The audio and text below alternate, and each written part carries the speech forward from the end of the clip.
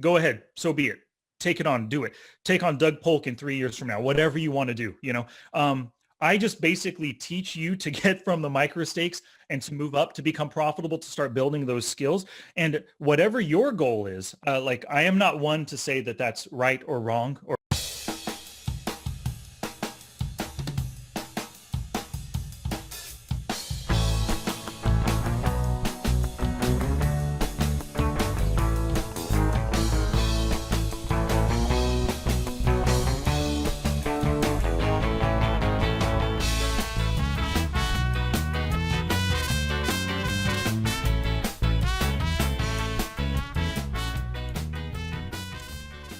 What's up, guys? This is Pete Caritas Clark, and we're back with episode 103 of the Carrot Poker podcast.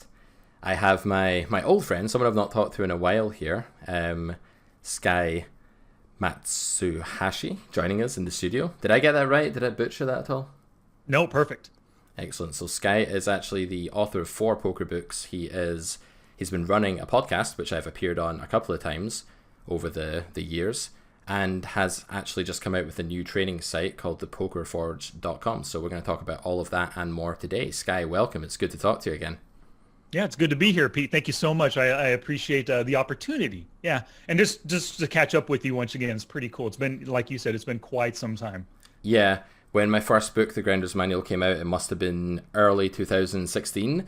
And you were one of the few people that actually first discovered it, that, had an audience and stuff. So that was super helpful for me back in the day, just to get a bit of recognition, because I was worried that the book was just going to come out and it would be good, or I was happy with it, but no one would ever find it. So you definitely helped me with that.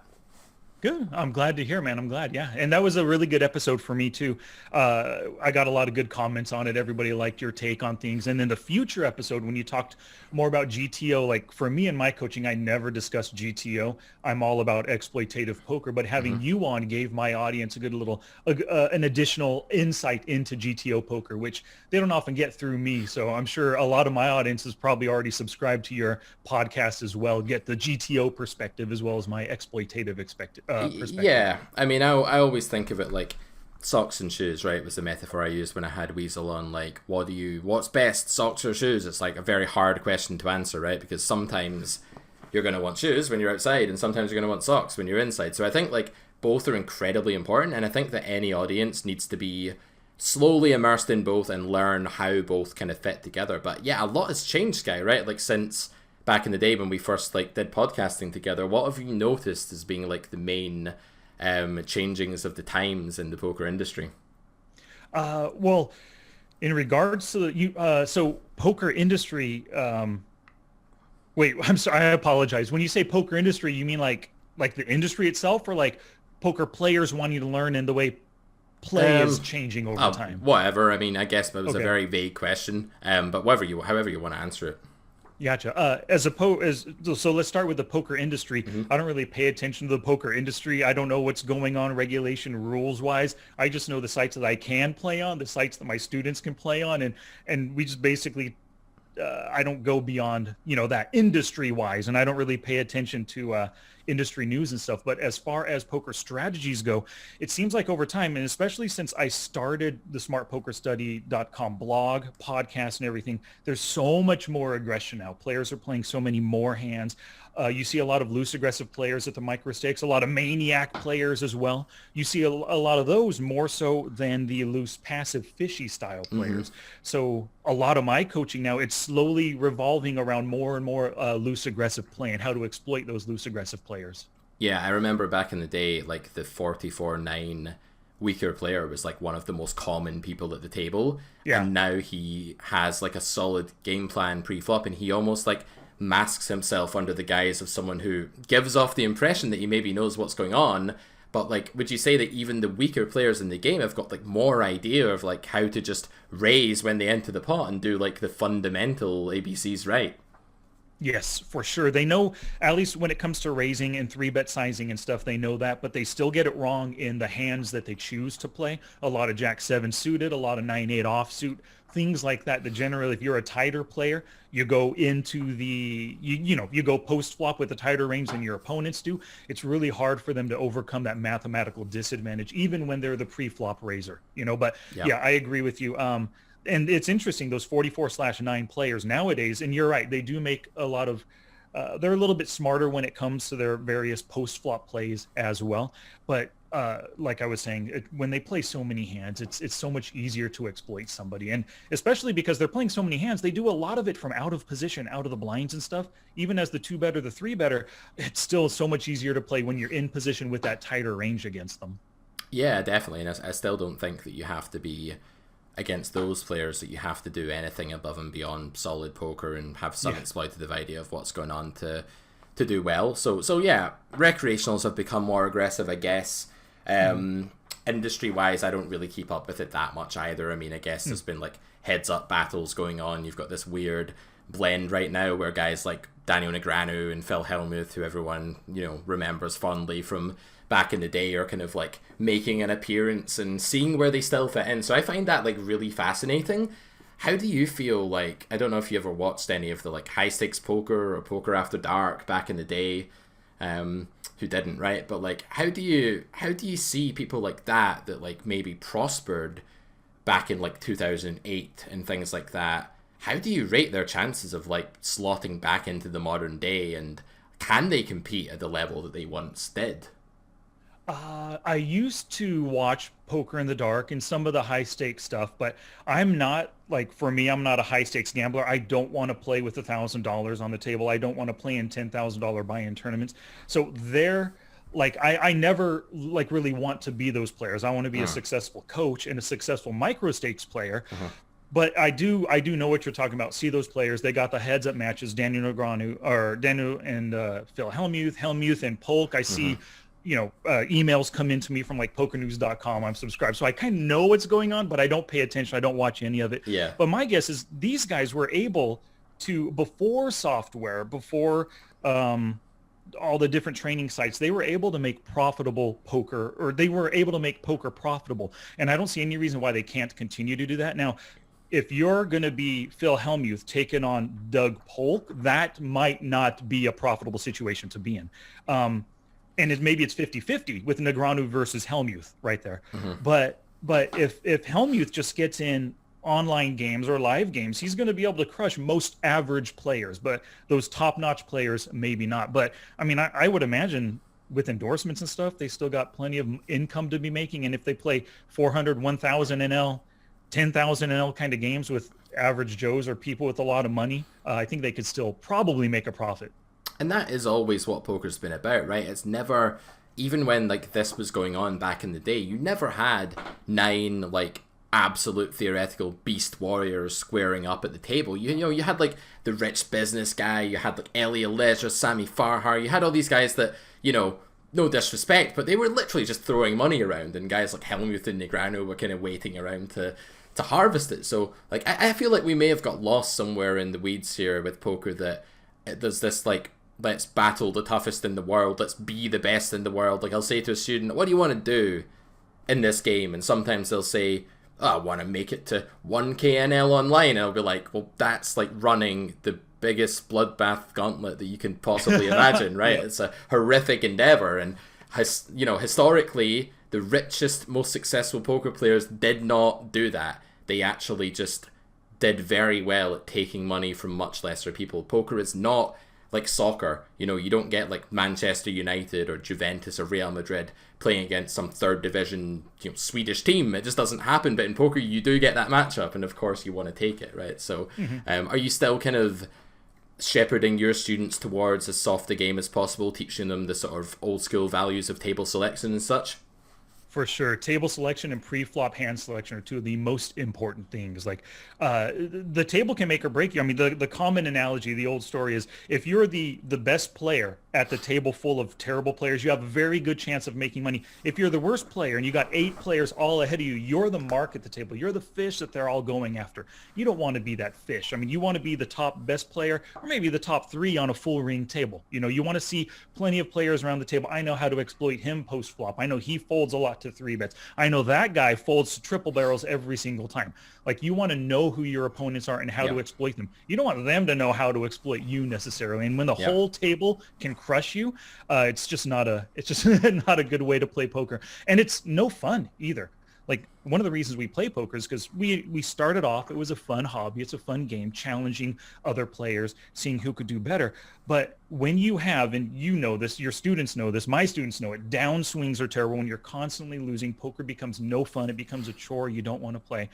If you, good table selection, you're making money. You're going to enjoy poker more. You're going to keep studying more. You're going to keep playing more. You're going to make more money. It's like a beneficial cycle when you choose those good tables to play on. Absolutely. Like, I remember back in 2010, if you compare who I am now poker ability wise to who I was back then me would get destroyed by nowadays me. Like, it would be like horrific. But back then me played against really bad players, table selected regular tables, you know. Why was I winning at like 8 big blinds per 100 in 2010, and now I'm winning at 4 or something like that in a similar stake, even though I'm much better? Because Zoom, you don't get to do that, right? You don't get to surround yourself with 4 players that you build dynamic with. And it's not just that you're better than them, it's that you can tailor your game personally to the game flow, to the dynamic. And I think that talking to you today is it's reminding me, Sky, that as much as I'm a nerd for GTO and I'm a sucker for it and I love it and it enthralls me, man, there's just so much beauty in that. Like, he's doing X, Y, and Z wrong, I'm going to do A, B, and C and beat him. There's so much beauty in that. Absolutely. Some people think that because I'm big on GTO that I have no appreciation for like the exploitative game, or I think it's not important. But let's face it, the big gains and losses you make at the table, they usually happen exploitatively. Okay, of course you can blunder in game theory, but it's very rare in game theory that copying a solver will give you as big a gain as actually moving away from that in the right direction. So you've kind of resisted, I feel, I get the impression from our introduction here, you've resisted a lot of the, you know, solvers are essential, blah, blah, blah, stuff that some people say. How do you coach people? How do you teach people without getting bogged down in the objectivity of the game? How do you keep it so subjective and so exploitative? What I do is, well, when it comes to the one-on-one coaching, I'm all about your database of hands. We're going to go through your hands and take a look at the big spots where you're losing money consistently. Like, one of those spots might be 2-betting and then calling 3 bets. Now, we could whip out Pio Solver and figure out the perfect buy position versus the 3-better's position, the perfect range that you should be 2-betting and then calling a 3-bet with. But instead of that, let's just keep things very simple. Your opponent just now 3-bet you. What do you know about them? What is their 3-bet range? Let's build it. Let's visualize it. Let's see what that is. Now, given their range, what hands really should you be calling with? They have the worst king in their range is king, queen suited. Should you really be calling with 8-9 suited or king, jack suited when you're giving them that mathematical advantage? They're the pre-flop raiser. They can c-bet into you. You're going to check fold quite often with those hands post-flop. So that's what my coaching is all about, thinking about what your opponents are doing. How can we hand select pre-flop to take advantage of what they're doing? And then how else can we play against them post-flop given their c-betting, donk betting, check raising tendencies? So I'm looking through your database, finding where you're losing money, and then we drill those areas. And I give you strategies. And not only that, though, a big part of my coaching, maybe the biggest part of my coaching, is giving you action steps to take that practice that strategy, that skill, that exploit that you just now learned as much as possible. And that's really the key of it. I started off with the Smart Poker Study podcast. Every episode was strategy based, but at the end of it, I would give a challenge or an action step, telling people to take it. Now, I don't know how often people actually take the action steps, but every action step I give, I've done for myself, and they really do work. They help you stay focused on one strategy over and over again. And that repetition, that trying to implement your good strategy, whether it's calling 3-bets, 3-betting, c-betting, check raise, bluffing, post-flop, whatever it is, practicing it over and over again, that's what's going to turn you into a great student. And my students currently, they take action, and I try to give them the simplest, most straightforward, useful action steps out there. Yeah. And yeah, game theory has a similar tool in that, you know, you can take a solver output these days and you can sort of use a trainer like Lucid GTO is a good one, or Simple GTO trainer or something like that, and you can get the solver to, like, instead of staring at like what to do with 418 combos all at the same time, which is like just overwhelming for a beginner or for a poker learner, right? You can be dealt a hand and then you can be like, how do you think this hand gets played in GTO? And to me, that has made teaching GTO to students so accessible compared with before, where it's like, here's a range. And like, I think everyone went through that phase in their life of like plotting out their whole range and thinking that it was important to do that. But let's face it, Sky, right? At the end of the day, it's how to play your hand in a common situation to maximize the EV of it that generates profit, right? It's not actually playing hands that you don't have. And would you say there's dangers to students trying to play their range before they can play their hand, trying to see the big picture before they understand maybe the essence of expected value in the first place, which is so crucial? Yeah, without a doubt, there is a danger to that. A lot of people, they use that word balance, right? I'm balancing my range. I got to check here sometimes. And it's, I shouldn't say the word true, but yeah, balance does help. I mean, if you make yourself unpredictable, sometimes you check with top pair on the flop, sometimes you c-bet, sometimes you donk bet, sometimes you check and then raise, sometimes you check call. By doing that, you confuse the good players at the table, the ones that are like a 21/19 VPIP and PFR, like the players that you know are regulars, they're using a HUD themselves, they know what they're doing. But all those 44/9 or 45/22 players, the maniacs, the fish, the ultra nits, they might not be paying attention to what you're doing. You don't really need to randomize, or not randomize, balance against those players. And so that's what a lot of my strategies are about, taking advantage of the weakest players at the table. And by doing so, you increase your chances for more profit and more fun and more enjoyability in the game. Yeah. And I think the way you're teaching, you can get a higher percentage of people to win money at poker than someone who tries to teach GTO. I think that someone teaching a GTO foundation and then exploitative layers on top of that, I think that's the nuts when it comes to teaching someone poker, and I'll always teach that way.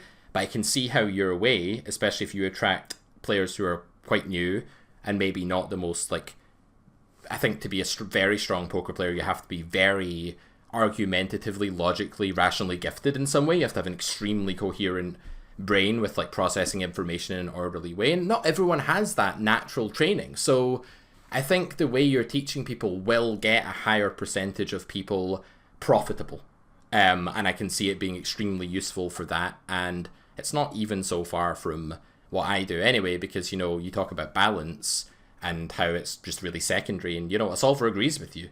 You know, some people don't realize this. A solver agrees with you that balance is secondary because it only actually randomizes its play like that with the RNG and the frequencies if the EV is neutral, right? It's never going to sabotage its own EV. And I think that's what beginners need to remember, that you don't put balance before expected value. Rather, being unpredictable is a luxury as long as there's no EV loss. A crude example of that is that no one has ever folded the nuts on the river to be unpredictable, right? Yeah. It's not True. the best idea.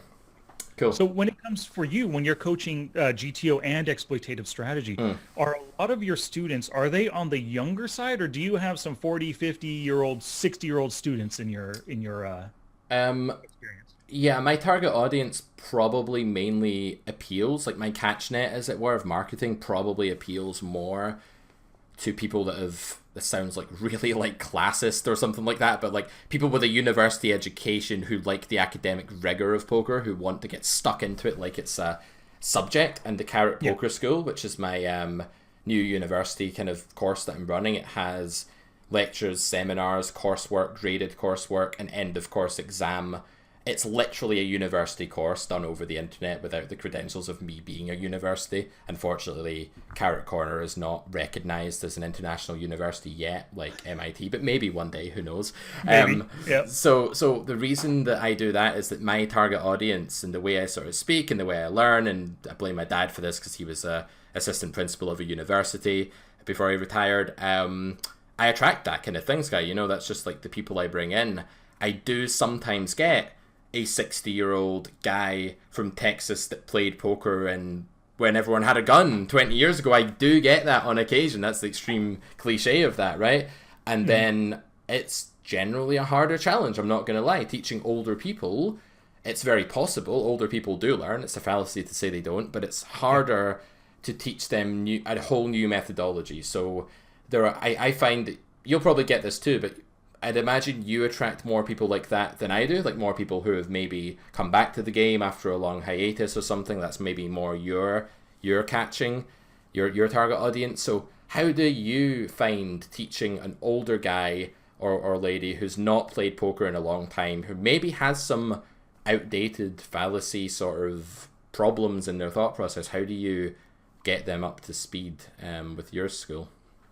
Yeah, we start off. So I have a few older students, and they're not necessarily new to poker, but they might be new to studying and new to taking it seriously. A lot of my students have played for 2, 3, 7 years longer, just being a losing player online, maybe winning in live games, but with the COVID and everything, people are really playing more online now, just to get that poker fix that they want. But most of my students are starting to take it seriously. They've had a little bit of success, or they're a losing player, and I need to get them up to speed. And so for the older people who have these perceptions of poker's all about seeing the flop, why are you re-raising me pre-flop? We got to see the flop before we can play poker. That kind of old style thinking.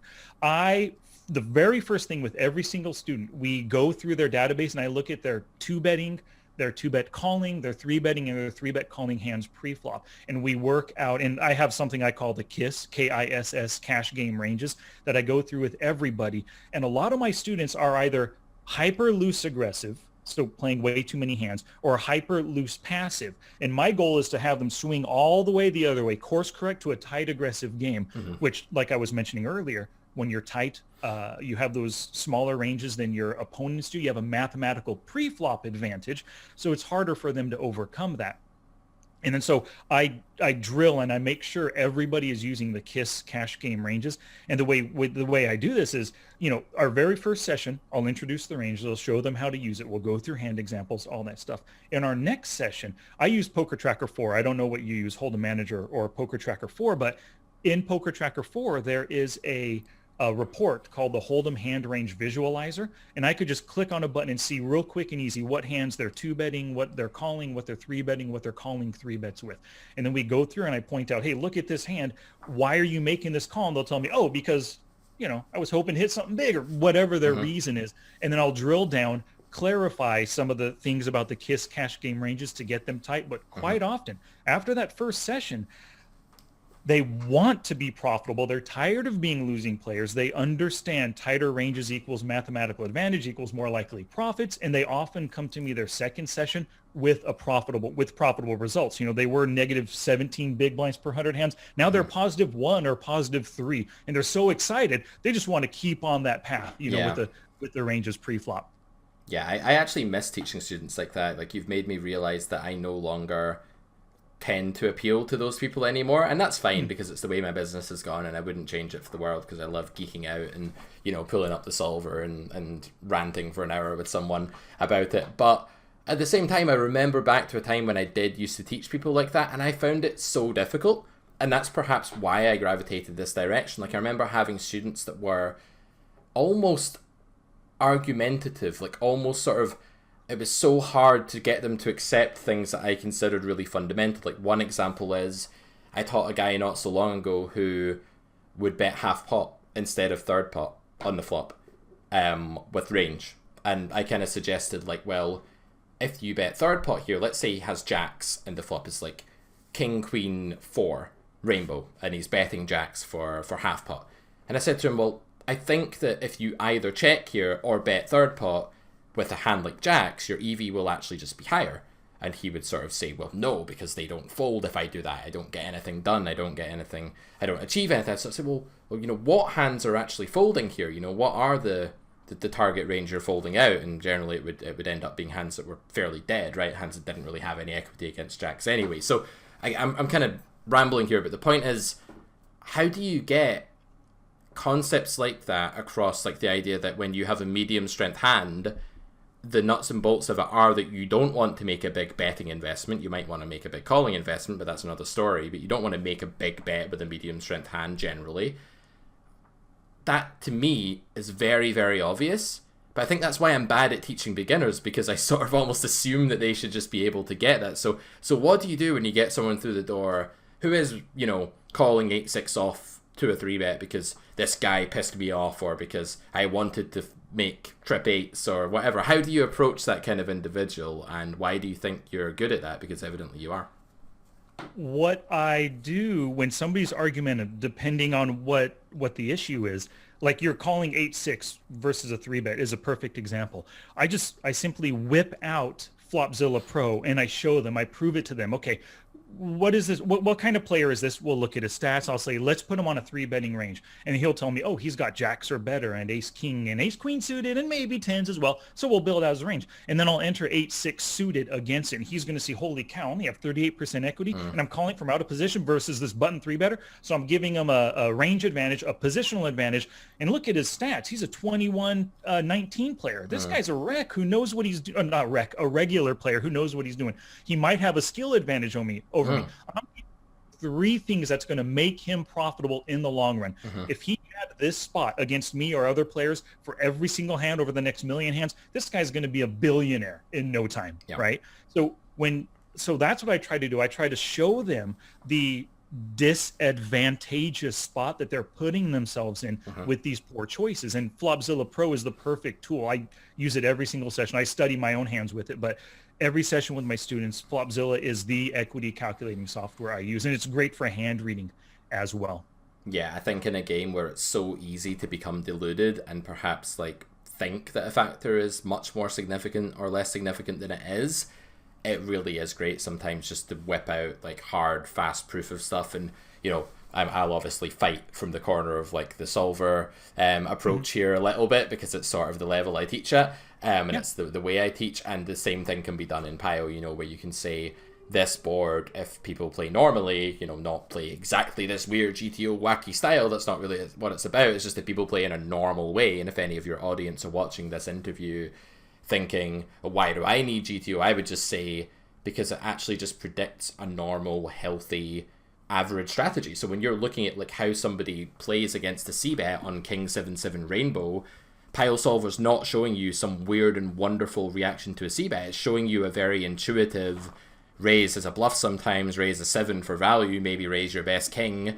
Here are the hands you might want to bluff, and call with showdown value, call with on King 7-7 a worse king or a pocket pair or something like that. So it's showing you that, and then it can actually display the EV of the in positions range is, maybe much higher than that of out of positions, and then you can draw conclusions from that. But yeah, I couldn't agree more. I think all these programs, when you give them hard and fast data, it can be a very powerful thing, because most people who I'd imagine come to you for coaching, have they taken in quite a lot of bad information? Have they watched poker entertainment stuff that's maybe not so great? Do you want to talk a bit about some of the pitfalls of the entertainment industry in poker and how it can make you a worse player maybe?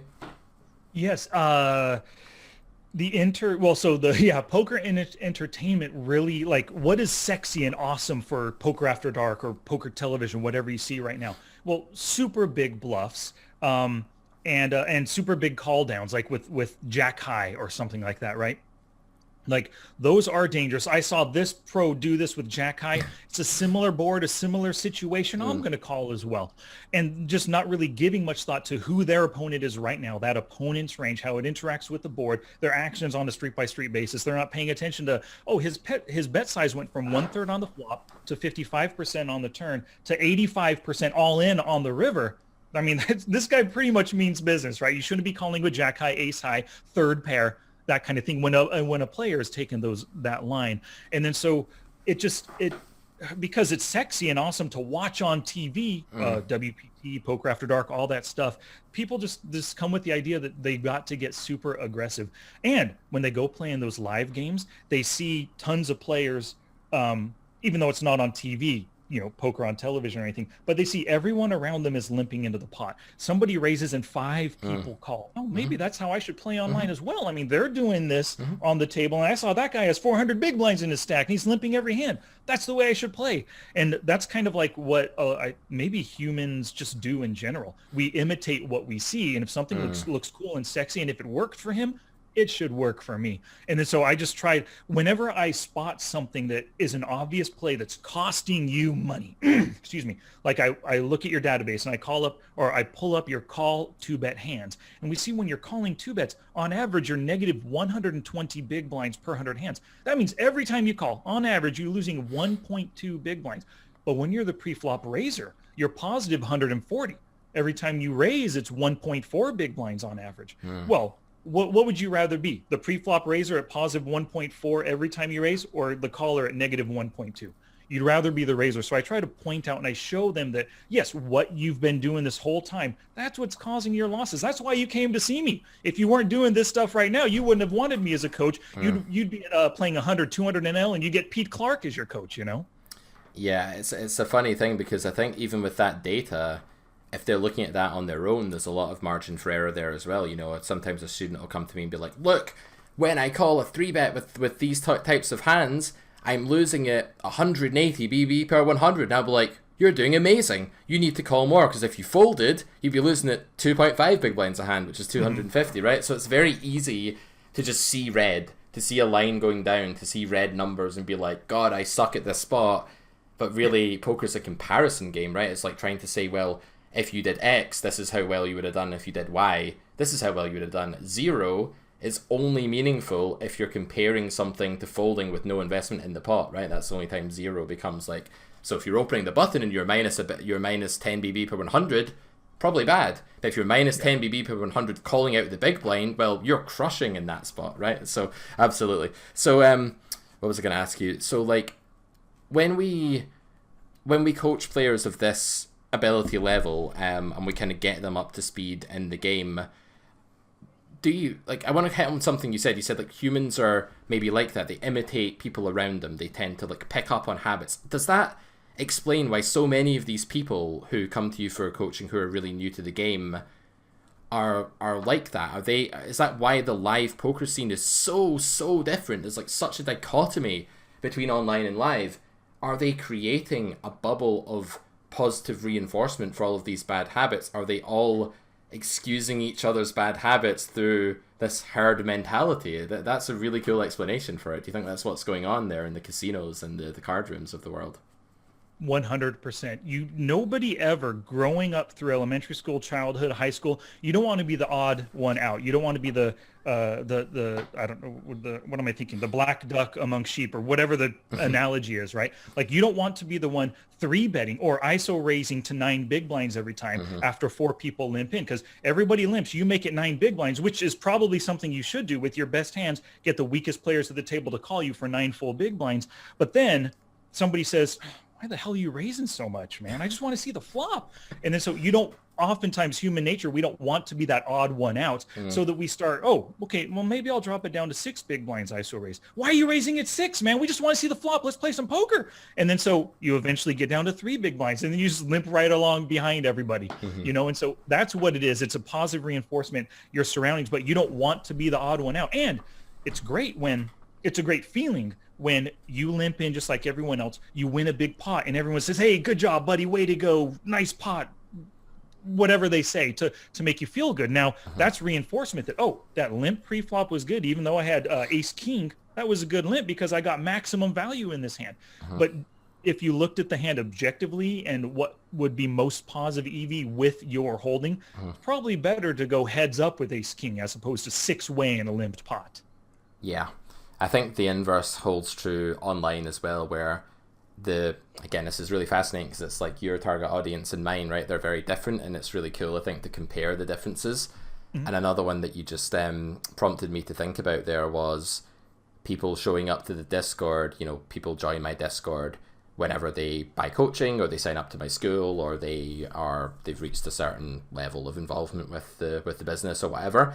And oftentimes new players will be like, yeah, I'm not sure if this is GTO, and they'll be very worried that if they don't mention GTO lots and come across as like very studied or academic, that there'll be something wrong. And that can go way too far as well. Like, I can't fold this hand because it's too far up my range. It's like, but the guy's never bluffing, so you absolutely should. You know, I think it goes in both directions there with that. For sure it does. Yeah, and let me ask you a question, Pete. What your average student, what stake are they playing online? Probably 50 would be about typical, but I do coach anywhere from 10 to, I coach any stake, like apart from complete crushes. I coach 500, even though I'm not a poker player myself anymore, really. Yeah, 50 up, but 50 to 100 is probably the mean.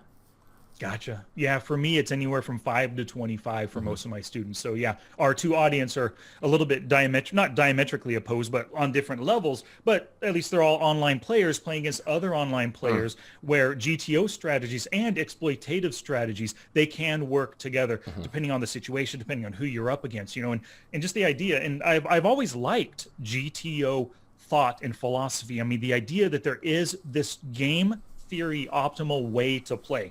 And yeah, you can play that way and make good money, but like you just said, if your opponent's never bluffing, why would you follow the GTO spot? He's never bluffing here. Fold your hand. It's the smartest thing. Why commit chips with 1/4 of your range right here and the other 3/4 folding? No, just fold them all. He's never bluffing. He's got the nuts. Get out of there. Yeah, it harks back to, like poker as a game has evolved. I think the sort of study of poker's evolution and thought process evolution over especially the last decade has been fascinating for me because it's just changed so much. And I remember when GTO first came on the scene, people misunderstood it so badly. Like people still misunderstand GTO to this day. But in 2013, the pioneers of GTO didn't understand GTO. You basically had like the top scientists in the world saying that, the sun moved around the earth or something like that. It was like completely on that scale. And they would think that EV didn't matter. There was actually a point in time where GTO became such a complex thing and such a delusion that people were saying things like, it doesn't matter. Like someone would say, why would you call there when he's never bluffing? And the guy would be like, it doesn't matter because in the long run, my range is balanced. But why don't you want to go even better and still like not lose your money? It was such a mental block. Yeah, and I think I do get people through the door that take it too seriously, just like you get people through the door that maybe don't take objective reality seriously enough. Like GTO to me doesn't even mean a solution or an exact way of playing, because that depends on your inputs, right? That depends on what you plug into the solver, garbage in, garbage out. So I think what GTO means to me is like an objectivity to poker, and I am a bit scared by the idea of like full subjectivism in philosophy and any like idealism, like philosophies like that. And I love the thought that there is something objective that isn't always right, but at least it exists, and it's a nice reference point to study, and that's what I love about that school of thought, I guess. But you're doing that too. You're just doing it through different programs and in a more simple way for the audience that you attract. This isn't a case of two opposed schools or anything like that. Tell us about your new venture then, the pokerforge.com. Is that a similar premise to the way you're teaching privately? It is. It's very similar. A lot of the strategies I've taught privately over the years, I've put into the Poker Forge. So what it is, the pokerforge.com, it's a membership site, monthly or quarterly membership. And you have access to 8 different masterclass courses that I consider them masterclass. And I have a list over here. So Quick Wins Poker Course, and that's the one that gives you the low-hanging fruit, the things that you need to do right now. If you only did one course out of the Poker Forge, this one course will make you profitable. I have a hand reading, a pre-flop hand selection, profitable C-bets, finding the fold course, which is one of my favorites because so many players come to me. And I know from personal experience, it's so hard to fold those pocket aces post-flop or fold top pair, top kicker to a check raise on the river. But that course is all about recognizing the information that's telling you are beat. Fold your hand right here. I also have a leak plugging course, a poker math course, and then an exploit your opponent's course. So they're all kind of like foundational ideas that are going to lead micro-stakes players to profitable online poker. And that's what the site's all about. But on top of those strategies you learn in the courses, the number one thing that I do with my podcast, with my training videos on YouTube, with the pokerforge.com, everything's all about taking action. Everything I teach, every single video in the Poker Forge, I end it with 1 or 2, sometimes 3 action steps for you to do off the felt or on the felt to practice the strategies that you just learned. Because that's the big problem with poker learning or poker education, especially when I started. I'd watch a video and I think, oh, that's really good strategy. I like what he's saying there. I got to try that in my games. But then, I don't play poker for 3 or 4 hours, and I play later that night, and I forget what I learned over here. Um, that's what a lot of poker strategy is, just teaching you strategies. But my goal is I teach you the strategy and I tell you exactly how to practice it on the felt or review it off the felt in your database of hands to try to reinforce those lessons that you've learned. And so that's where I think my strengths really lie. I kind of take or in my coaching style, I've taken from my prior education style, where I was an English teacher for a long time. And I mean, you give them a book, a textbook, and there's ideas on speech and definitions and sentence structure and stuff. And you can read that and they can understand it. But the key to learning to speak English is to practice it. So every day at the end of class, we would have 20 or 30 minutes where we would just try to have a conversation, use the stuff that we learned this lesson, use the stuff we learned last lesson, use the stuff you learned 2 years ago. So that's the key thing, practicing over and over. And then, I mean, I know you're a sports player, you love soccer and everything, and I grew up playing sports.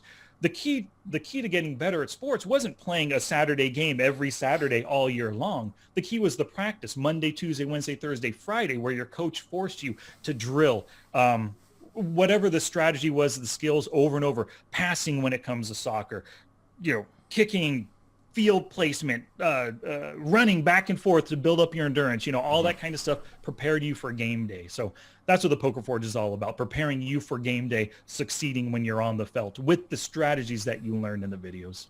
That sounds really fascinating. Yeah, I'd highly encourage you guys watching this to check it out, pokerforge.com. Yeah, because when we're learning a skill, we're not actually, when you hear about a skill, when somebody says, you can check raise these types of hands for this reason on this type of board in this situation, they're not actually installing that software in your head. They're making you aware of the existence of that software. And in order to install it, because you're not a computer and you can't just go green bar fills up to the top in 30 seconds and it's done, you kind of have to do drills, as you said, like dribbling around the posts in soccer or whatever, to actually make those neural connections accessible, make them efficient, and make them fast and accurate so that you can rely on them under pressure. Maybe this will shock people a little bit, but what is the application/retention rate of concepts if you just watch a poker course? If I sit down a student in front of a YouTube course of 5 videos that doesn't have action steps and it's a 5-hour course, what percentage of that does he actually use in his game? Jeez. 5%, 3%. Yeah. I don't know. Hardly. Well, are they able to take notes? If they're able to take notes, that helps the remembering a little bit. But if they're just sitting there watching for 5 hours, their mind's going to glaze over. The stuff that they learned in the first 20 minutes, they've forgotten by hour 240, and they've forgotten that stuff by the hour of 430, But I think a lot of people do that, right? They buy a course and they sort of binge watch it. They're like, yeah, I've just watched your course. When someone says to me, I've watched your course from the ground up, a course over on runatonce.com, I'm like, oh dear, because they're like, I bought your course last week, I've finished it. I'm like, you're worse at poker than you were before. You've definitely regressed. So it's like buying a poker book and finishing it in 5 days. You have not put anything. If you're lucky, you've put 3 things to use out of that book you just read. And then so I really think 5-hour course, reading a whole book in 5 days, you probably get 3% out of it. Yeah, I was talking to my guest Weasel about this, and I couldn't agree more. I think courses are marketed at you as if it will be a magic remedy. They're like, learn the power of the 3-bet, blah, blah, blah. But really, what's going on is you're being fed information for the first time. You're not being taught. You're not... And it reminds me of when I used to teach. I did a bit of what we call TEFL, teaching English as a foreign language, over in Italy for a while. And I walked into this school once. They'd sort of send us out to, the high schools around the area. And I went into this school in southern Italy in Bari, and it was what you call they had terms for it. There's a liceo, which is like the academic school that the kids have been selected to go to university, and that's what they want to do. They're maybe a bit more academic. And then you have a technical, I think it's called, which is like the sort of practical skills school, will teach you how to get a job straight after school time. It's quite a good system, actually, because you don't force history on a kid that clearly wants to be a mechanic, right? It makes a lot of sense in that way, and I'm sure you'll appreciate the importance as a former teacher of, like, not everybody can follow the same generic path, same in poker, same in life. But these kids in this one technical school I went into were very like, it was like I walked into the room and they were sat on the desks, not on the chairs. You know, they were throwing like an American football across the room, and they were like shouting in like Baresi slang that I couldn't understand. And I thought, oh my god, how the hell am I going to teach this class? And the thing that worked the best was Hangman on the board, where you could only answer or talk if you had a football in your hand. So you had to put your hand up, catch the football, and then give an answer in English, and then everyone would talk, and you talked when you had the ball, and I don't know, it was really interactive, and that's how I got a lot of students to learn English. I got them to play with a ball as they were learning, and it wasn't related, but it engaged the brain into a doing mode instead of a receptive mode. What do you do? What are your action steps, and what things do you do in these courses, Sky, over at the Poker Forge that forces people into catching the football switched on mode instead of just glazed over course watching zombie? They range, depending on what I'm teaching in that particular video, they range from recording game tape and forcing yourself to speak through the logic that you're using, utilizing tick sheets to keep you concentrated on the purpose of your decisions, using cheat sheets that I give them for like pre-flop ranges. For example, I might say, I want you to work on your in-game hand reading. So when you make a 2-bet or open raise, somebody calls you. Before you see that flop, try to put them on a range within the range cheat sheet. So you have the ranges there. Bam, that's their range. When the flop hits, your job is to look at their range, look at the flop, look at the range, look at the flop, gauge how well they interact, and then determine how strong their entire range is on this given flop. And then you make your decisions from that point forward. So those are like some of the in-game action steps. There's so many more depending on the strategy I'm teaching. And the off-the-felt action steps is often doing hand reading, 1 or 2 full hand reading exercises with Flopzilla Pro a day, where you put your opponent on a range, narrow it through the streets based on their actions. And the goal is, of course, to get good at hand reading. You want to visualize putting your opponent on a range with every single hand that you play. Yeah. And narrowing that range through the streets based on their actions. And by doing that off the felt, you develop a sense for it on the felt, become a much better hand reader, much better decision maker in game. And then, of course, going through your database, looking at your losing hands, like if you're focused on this week on calling C-bets on the flop, for example, you're going to look at all your big losing call C-bet hands. Look at some winning hands too, because sometimes you make some good plays and you want those good plays to be you want them to be reinforced through your hand reading, right? And there's so many other different action steps. Like it's a big thing. I'm always thinking about future action steps and what I can do to best train this one strategy we're discussing in the video. Do you think poker's a bit of a strange industry educationally? I mean, like, I'm thinking about a lot of the content that I've seen, and so much of it is just like ramble, ramble, ramble. Here's like a big lecture. Here's a ton of information. Information is key. It's almost like it's about quantity over quality sometimes. It's about content before delivery. Do people underestimate the importance of delivery in teaching methodology? Should there be more of an emphasis on people who can actually teach in this industry rather than just what people know and how good their win rate is and what their graph is like? I think that the cream rises to the top. So the best coaches with the best ability to communicate the ideas and to get their students to actually learn them and implement them, they're the ones that automatically just like people follow them. And then, when Bob finds out about me and then he really likes what he's learning from me, he's going to tell his friend Sam about me. Same thing for you. When Jerry finds out about you, learns, oh my God, Pete's great at GTO. I've been making these plays. I'm making so much more money. He's going to introduce Susan to you, right? So I think that's with poker education. The cream rises to the top. And like you said, there is so much out there, and videos can be super long and courses can be overly complicated and long and too many words and stuff, right? That's what leads to a huge problem that many of my students have, and poker people in general, is just information overload, right? They get onto your site, which you had said, you said Carrot Poker School is kind of like a university. So I imagine when they first log into your site, bam, they're presented with 30 different things that they can look at and watch. And in their mind, oh my God, there's so much here that Pete's teaching me. I've got to watch it all. And so they just start going through, and they're overloading their mind, overwhelming themselves. Same thing with my site. When they go there, they're going to see 8 courses and a member request section and future events and group coaching recordings. I mean, there's so much they could be inundated by.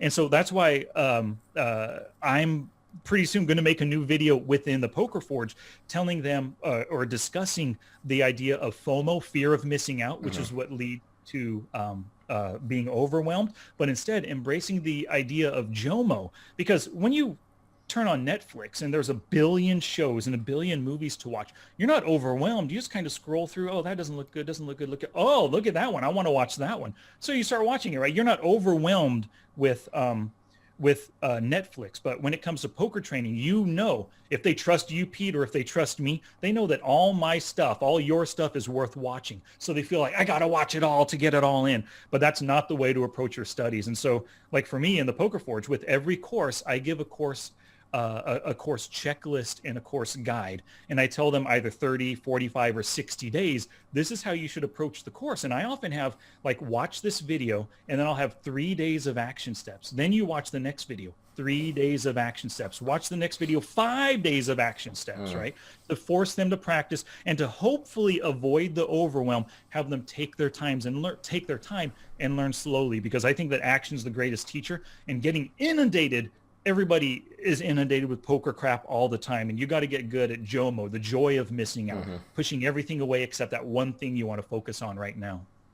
Yeah, I think what I get when I watch Netflix is FONG, fear of nothing good, in the sense that it's all terrible, There you and go. whatever I watch, I will waste my time over the next 40 Yeah. minutes. Every time the girlfriend's like, let's do some Netflix, I'm just like, oh no, here comes like an hour where I could have been studying the Rubinstein variation of the French defense and improve my opening repertoire in chess or something like that. Exactly. So I think we all have that. Like those of us who are competitive, who are striving for excellence in games, we constantly live with FOMO all the time. And that's probably why I have 11 opening repertoire courses on chessable.com that I'm never going to watch. It's probably why I've retained 4% of the poker info I've ever taken in, and yet here I am still somehow here. It shows how much time I actually spent watching, right? If I only applied 4% of it.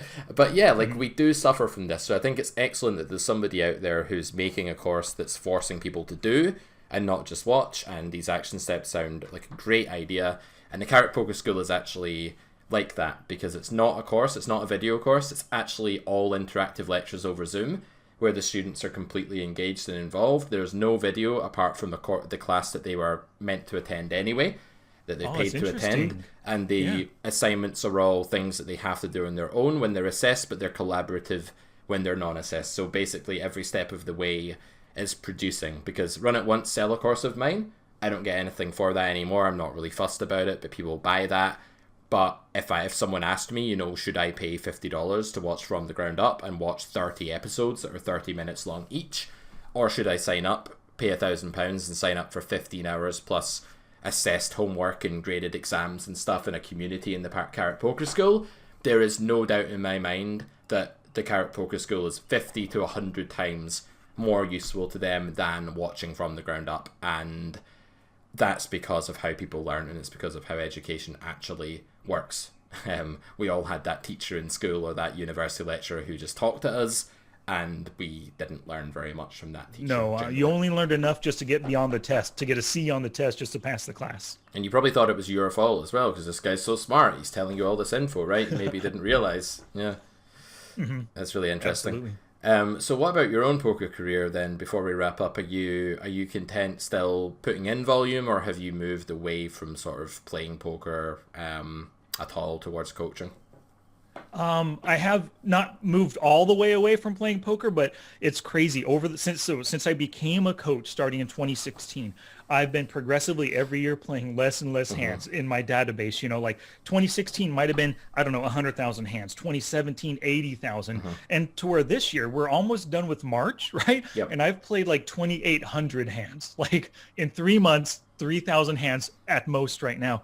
And then everything is, when poker's your business, or whatever your business is, right? When you're self-employed, you just devote all your time to that business. And I still enjoy playing, but I just don't play enough because I'm spending so much time coaching and everything. But I'm still at 10 and 25 NL. And so most of my students are 5 NL and 10 NL, and I still understand those stakes. I haven't played at 5 NL for a long time. I'm still at 10 and 25. So I have a really good grasp of the type of opponents, what's going on in the micro stakes still right now. And, occasionally I'll get questions like, Sky, you're a coach. Why aren't you playing at 50, 100, 200 NL?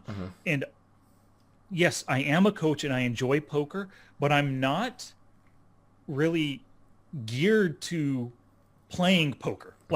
Like I could never be Nanonoko sitting there with 20 tables for 80 hours a week. I could never do that. I can't even play 5 tables at once for 10 hours a week. It's just too much poker for me. I enjoy it. I have fun playing and I do make money at it, but my goal isn't to make money and turn playing poker into a career. My career is being your coach, so Yeah. that's where I am with the poker. And you said, are you fully not playing at all? Um, I am playing on stream because I love the stream. It's great for the business. It's Okay. basically one of the sort of exposure generators for Carrot Corner and Yeah. everything I sell there.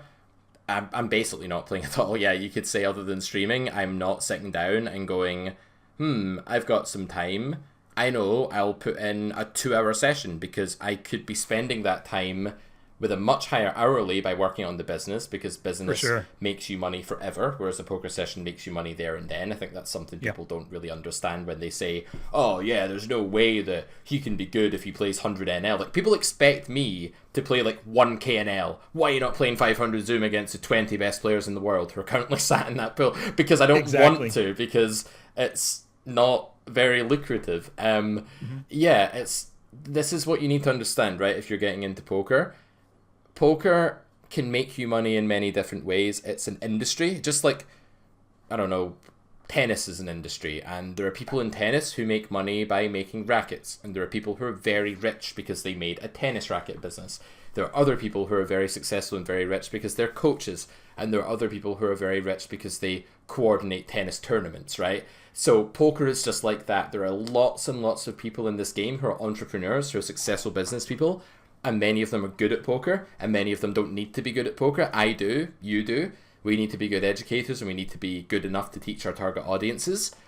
And that's what we do. So I would say to, do you think that we need to big that up more? Like, for people coming into this game, do we need to say to them, hey, it's not about grinding the stakes like a monkey and climbing up this ladder and eventually beating the end bosses. It's not a fucking computer game that you complete and then you get the credits and then you're like, now what? It's actually a field. It's an industry where you can do stuff. Like, should we tell people more about that rather than just everyone believing that they have to climb this horrible ladder?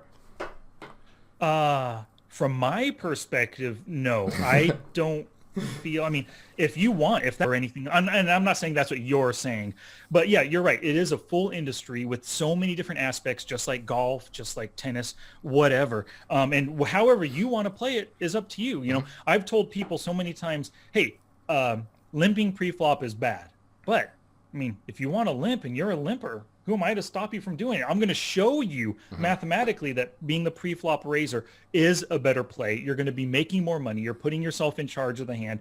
Like, there's so many good things about being the raiser. But if you enjoy limping and you love limping, and when you play your live games or home games, all your friends are limping, go ahead, keep limping. Play the poker, play the game that you want. Pursue it the way you want to pursue it. Totally. Not everything's about EV. Not in life, not in poker. Like, might have a beer with my dinner. Is that the highest EV thing to do in terms of, like, my body? Probably it would be slightly microscopically better if I didn't crack open that one can of beer, right?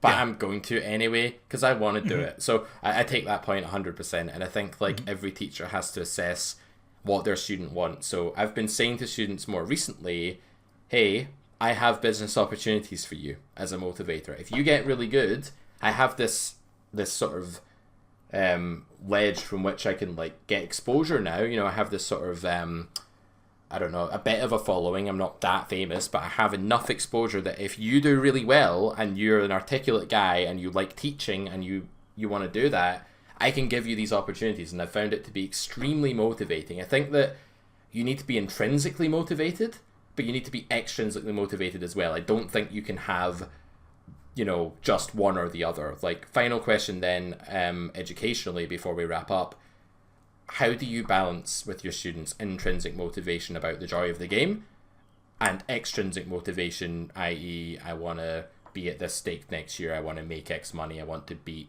X end boss? I do not balance at all.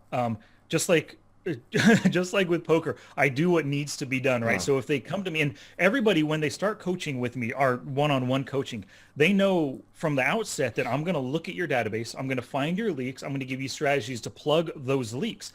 Now, if somebody says, but Sky, I love doing this. I love playing suited gappers or whatever it might be.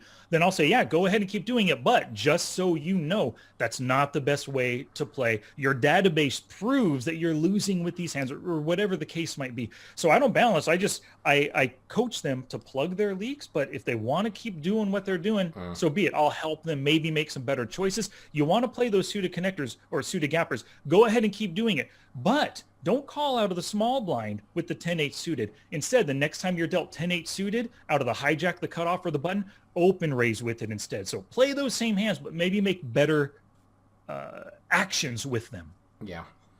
Yeah, I think that's a nice way to put it. I think also you can become too robotic with poker. You can suck the life out of poker if you're too analytical about it as well. So I think it's always important to sort of never lose sight of what inspires you about the game. Like, I've definitely done that before, and it leads to a really unhappy profession and an unhappy business. So I think, like, whatever does it for you in poker, whether that's watching Poker After Dark, or whether it's, like, you know, following the media, or whether it's, like, sitting and obsessing about a solver, do those things. Do whatever lights the fire in your belly, but not to an extent where it harms your progression. You know, it needs to be congruent with success, I guess. For sure.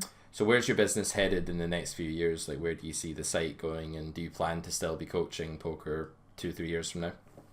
Oh, definitely still a poker coach. This is a long-term thing for me, this business, Smart Poker Study and the Poker Forge. I do not generally have plans for 2 or 3 years. Like, my business, I like you were just now saying, pursue what makes you happy. Hopefully it's positive EV in whatever you're doing, right? So I'm constantly, like, when I first started Smart Poker Study, my goal was to just do the podcast and teach as long as I can and turn that into one-on-one coaching. But then I started doing YouTube videos, and then I started doing webinars because, that sounded like a good way to maybe make a little bit more money, turn this into a better business. So I did that. I mean, and things just constantly change. So who knows where I'll be, what I'll see, what I'll be doing in the next 2 or 3 years. I know that I'm going to start, just business-wise, I'm going to start doing Facebook ads. I'm going to start doing free workshops to get people in to my method of coaching and to teach people, try to get them into the Poker Forge. I mean, there's different kinds of things I'm going to be pursuing, but I'm hoping that wherever I'm at right now, Smart Poker Study and the Poker Forge are this size a year from now, this size a year from now, 10x 2 years or 3 years from now. Yeah, you know? Totally. I feel the same way. I think poker business is such a lucrative thing, and it's maybe the thing that you and I know the most about. You know, no one teaches it. There's no courses on how to be a poker business guy, but I think it's the area that I'd be most comfortable, you know, like, claiming to be an expert, and even maybe as much as I could and maybe not quite as much in, like, the game itself, but certainly it's an underrated thing, and it's an awesome, exciting thing. And I just want to make that clear to everyone watching this. There are loads of opportunities for you if you like poker that aren't, and you have to be fairly competent at it, but, you know, you don't have to be an end boss crusher to be successful in this game. There's lots of avenues that you can take, right? So For sure. And I guarantee I am not an end boss crusher. Far from it. For sure. Yeah, but I still enjoy playing, you know, and making money. Yep. And it's still your profession, and it's still something that you're very happy with, and you seem like you're content in what you do. And I think that's the most important thing. So guys, the dream is not just to crush. Just because you're never going to beat 5k and L doesn't mean that poker can't still be a great thing for you. Sky, it's been really awesome having you on the show. Is there anything else you want to make people aware of for now about you or your business? No, we're good. Thank you very much for this opportunity. If they just want to check out some microstakes coaching, thepokerforge.com or smartpokerstudy.com has links to everything that I'm doing. So, awesome. Yeah, thank you very much for this opportunity, Pete. It's been a pleasure, Sky, and lovely catching up with you again. All the best. Yep, you too. Take care.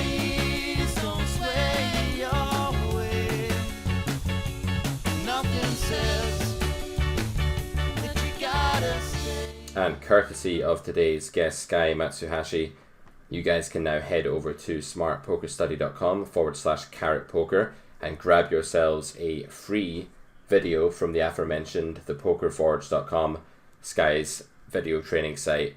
And that is yours just for watching the show. One other quick thing to announce is that this podcast will be going on a quick hiatus for a few weeks. Just a bit busy setting up the Carrot Poker School at the minute, guys, and loads and loads and loads of work to do with that. But we will be back with more brand new guests very soon. And in the meantime, yeah, do check out the Twitch channel, carrot_corner. Do check out any past episodes of the podcast. Do check out the website, carrotcorner.com. I will see you guys very soon. Bye for now.